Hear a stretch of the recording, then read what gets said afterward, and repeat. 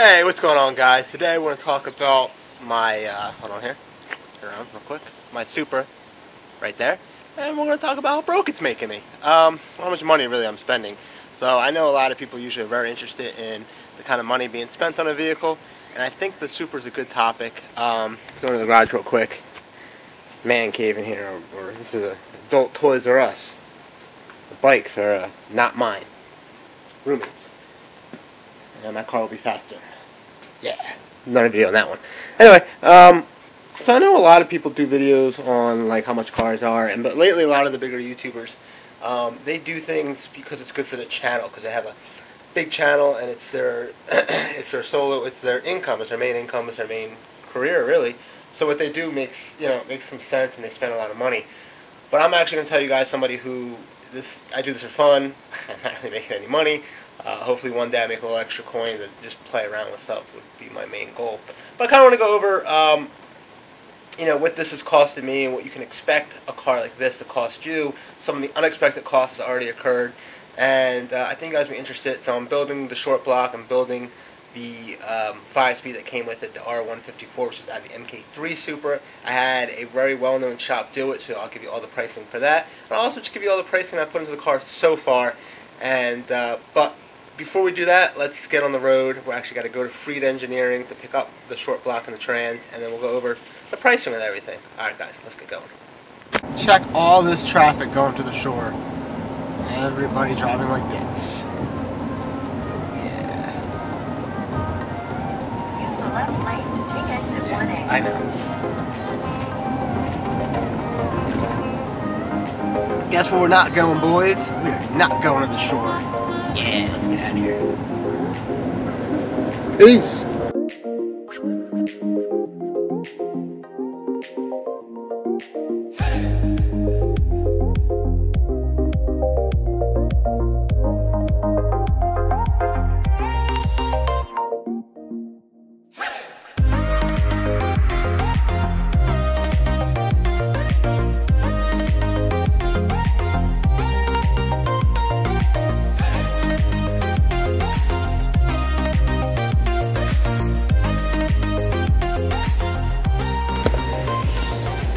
What's up, guys? We're Craig's driving here. Got a lot of freaking traffic. I figured we could start talking about pricing, because I know that's kind of why you clicked on the video. So I actually have the paperwork from Freed Engineering for the quotes. So I'm going to go ahead, let's take a look at them, kind of go over some of the pricing real quick. Like I said, this is Freed Engineering. It's a very popular shop, somewhat local, not local, but close to me anyway, about 2 hours away. So I went ahead, like I mentioned, and rebuilt my short block and redid my R154 transmission. Let's kind of go over the pricing here. So as you can see, the rebuild itself, tear down, inspect, clean, and reassemble, was $700. They gave me the rebuilt kit with heavy-duty bearings. I got the upgrade, more beefy MC thrust washer and retainer, and then, well, really the beefy is the 2 forks here. The 1 to 2 fork and 3 to 4 fork is the main, I think it's main crawler. Don't hold me to that, but it's one of the more beefier parts to kind of help strengthen the transmission, so it should be able to hold the power the car is going to make. Although my concern is, I was talking to Pure Function, he was talking about how this transmission, even when it's built, isn't quite great for drag racing, because it's still, the gearing's not huge. 5 speeds usually don't have the same, at least in my experience anyway, 5 speeds don't have the same size gearing as 6 speeds, so that's why they're usually more beefier in most cars. So I'll see. For now, it should hold all the power. So once again, here's the cost breakdown. The total cost after taxes is $1,387.80. Now, this actually isn't bad. Now, granted, this isn't like a crazy transmission, but if you look at some of the guys have to spend, the GTRs, if you want to rebuild that transmission, I think on the low end they're 10 grand. Now, granted, that transmission is going to hold a lot of freaking power. It's a dual clutch, etc., etc., etc. So that kind of explains that. The Supra transmissions can get very expensive. I stuck with the R154 just for this price reason. If you want a V160, maybe I'll flash up some of the pricing right now I found on the forum, but they're like $10,000 transmissions, maybe $8,000 transmissions, not even including the clutch and the drive shaft and everything else you would need. My car VIN-wise, was an auto TT. It was real important for my Supra to be a VIN TT car, but it's an auto, so it's not. It didn't come with the V160, which is the factory 6-speed for the MK4. For anybody new to Supras, the R154 is actually out of the MK3. But let's move on and talk about how much it cost me for them to build out my short block for me. Alright, still, as you see, a ton of traffic, so definitely a perfect time to kind of go over this. This is for my short block. I decided to go ahead and have them build it. So, right off the bat, some of the expensive part items are going to be obviously the pistons and the rods.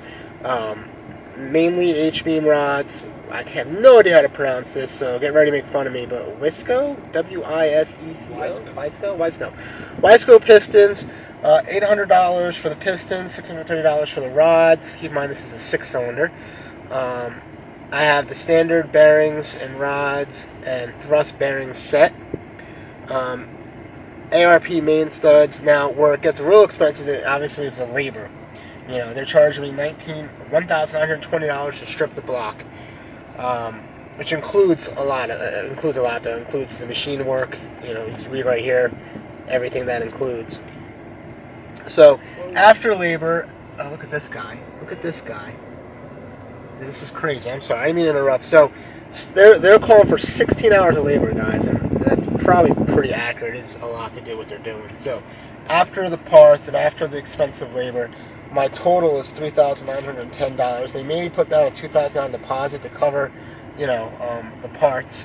So that's kind of what I did there. So I'll owe them, you know, that much when I come pick up the short block. So still sitting in traffic, still didn't get through the easy pass here, guys. This whole entire time I've been talking to you guys about pricing. We didn't really go anywhere. So let's go ahead and talk about everything else I've purchased in the process to actually try to finish this short little build I wasn't planning on doing, essentially. So I actually am crazy. Alright guys, so my audio has been acting like crap, but I did want to kind of just talk to you guys what I was trying to explain here. You know, so I gave you guys the pricing on my built short block and the built R154 transmission. I've actually been doing a pretty good job of keeping organized what I've been spending on this car. As you can see, this breakdown that I've done on my phone through Google Docs. This kind of shows the, you know, some of the money I'm putting in, where you can actually still get good deals with the Supra and where some of it's not so much. If you look at, like, for example, you know, you can see on the top there's a door bezel for, like, I want to say that's like $50 right there. That's, you know, that's kind of expensive. Ashtray is $45. Fender liners is $320 bucks. These are things you just can't get around. That makes it on the expensive side. You know, I picked up some hood struts.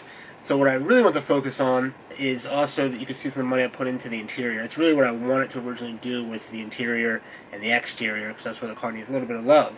Now I'm kind of spending the chunk of the change on the motor, but you can see some of the money I've spent on the seat cover, the seat cushion, the tires. Obviously the big ticket items once again falls in the engine. You can see the GSE Stage 2 cams and springs. You can see what I paid for the radiator, the twin disc clutch, the spec flywheel, all that other good stuff. And it also can show that if you actually look at the pricing, it's not that bad. I did some haggling, I did some contact with different vendors, and I said, hey, you know, what's your best price? And that's kind of how I've been handling it. I haven't been just going online and clicking the order button. You can kind of see where I've been spending. What else I want to say? Oh, the pricing on the big Brembo brake kit I got with the conversion kit. You know, $1,550 for a 6-piston Brembo kit. It's an amazing price. If you went ahead and just got, you know, a direct bolt-on kit, you're talking $5,000–6,000. So, you know, I am trying to do my best to spend my money wisely. As well, you can kind of see we're totaling about $7,753 in parts right there. Plus what I've just spent, so, you know, we're probably looking at, you know, right around 15 grand or so far in parts and labor. Obviously that's going to increase.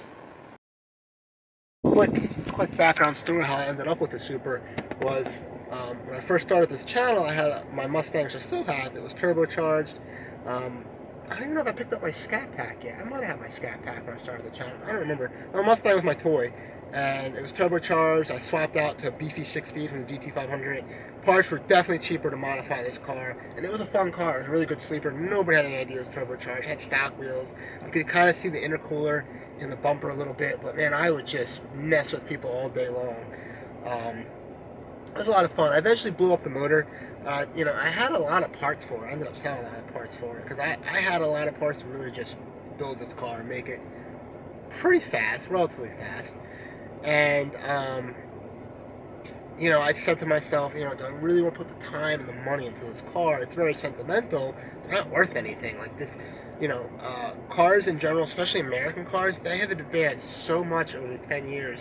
I mean, we went from my Mustang, which is 300 horsepower, to the 5.0, which is 400, to the GT500, which went to like 662 or something, to now we have ZL1s, ZR1s, and Demons, and now the Red Eye just came out, which is basically a Demon, where the street version of the Demon. So I mean, the cars are ridiculous. It almost makes more sense to just get a new car, or even like a GT500 was what I was going to get, because you can get them cheap now. Actually, it's just if you're looking for a fast car, by the way, that looks good, will still hold some value.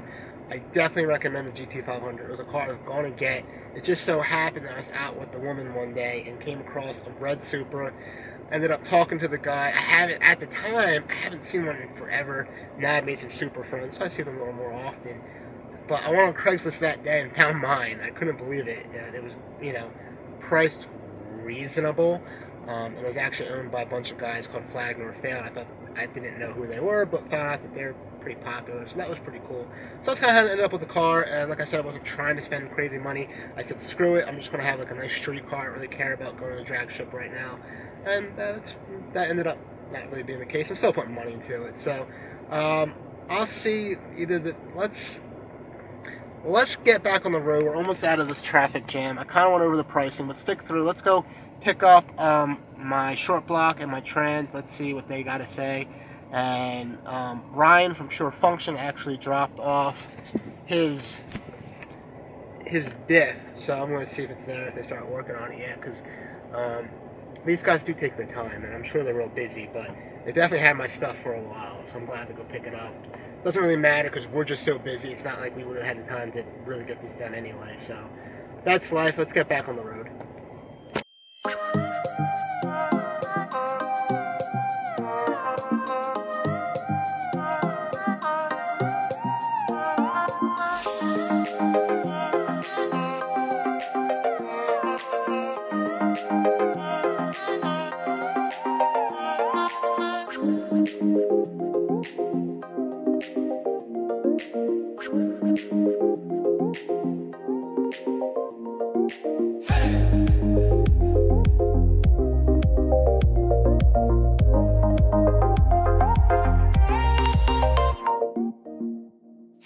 Traffic is just brutal right now.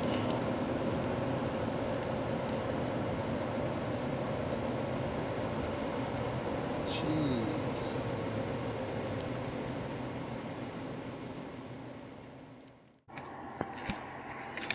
Alright guys, finally getting the Freed Engineering. I don't know if they want to be on camera or not, so we'll see what my next clip will be for you guys. But let me go get my my short block and my trans. Alright.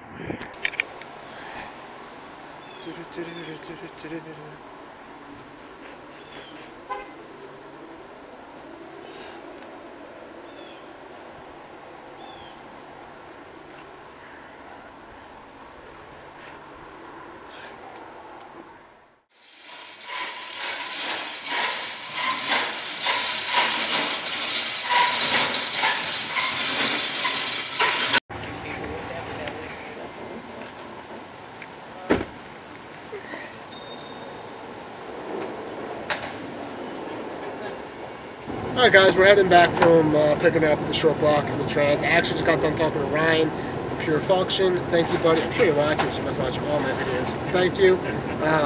Appreciate the help, man. You sent a bunch of photos. So what Ryan was helping me with was, these guys did in one way they did a good job communicating, another way they didn't.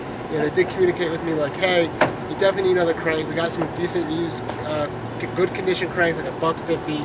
Is that how you want us to do it? I said, sure, put it in, call it a day. That was great. maybe traditionally, like this is like a standard way things are done. I'm not used to doing it in the shop. But they didn't put the oil pump back on, which is to be expected. I wish they just let me know, like, hey, obviously you should put a new one on, whether it's stock, whether it's an upgrade one. If you want us to do that, and it's going to be this much, I would have said yes, because then we had more of a complete short block. Now we have a short block that's not assembled. We have 2 random boxes and all sorts of random stuff. They also didn't put the rear main seal on and some other miscellaneous things they should have done. They almost didn't give us a complete oil pan. They forgot the pickup, that's correct, and the bottom part of the pan, and they also forgot our cross member bolts. Luckily, Craig was smart enough to ask for them so we could bolt up the cross member to the trans before we left. So we're just praying that there's no miscellaneous BS they forgot to put in these 2 random boxes. So a little disappointed there. That's why I got a hold of Ryan from Pure Function. He sent me a bunch of pictures of his oil pump and his setup when he built his short block. So I'm really appreciative of that. Overall, I just, I think what happened is there's just, like any other business, they're really busy, and I just wanted to get this thing out the door done because I was, definitely staying on top of them. So I want to make sure that it doesn't take like 6 months to get this done. But at the same time, I would have rather waited another month and get everything 100% back. But that's just kind of happens when you deal with shops. So stay tuned, man. That's where I am. So I'm a little frustrated. But that's just what it is. I'll see you guys when we get back. Alright guys, I want to go ahead and wrap this video up. It's the next day, obviously. Freaking hot out, by the way. I'm still going to walk outside. Why? I don't know.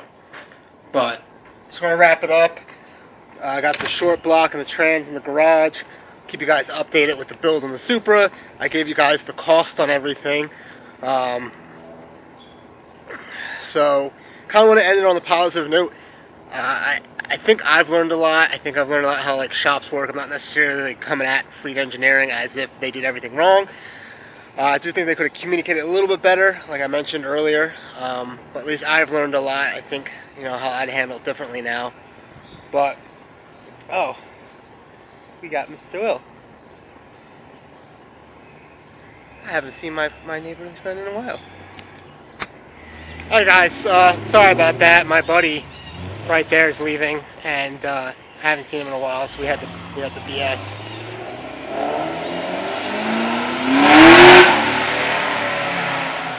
What a guy.